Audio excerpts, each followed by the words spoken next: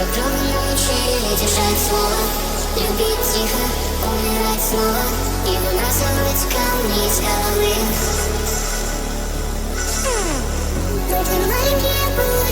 Onu ei pane, siis ta hakkas preemiast ja Helvik tuli pane vastu panna.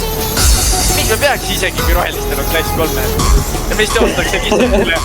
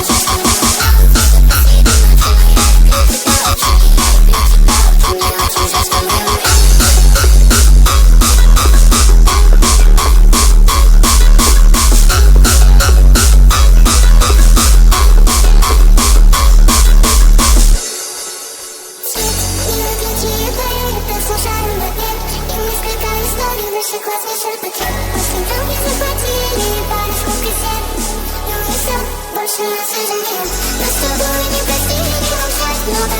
Мои мысли захватили опять снова. Мы снова бабочки парим в огне.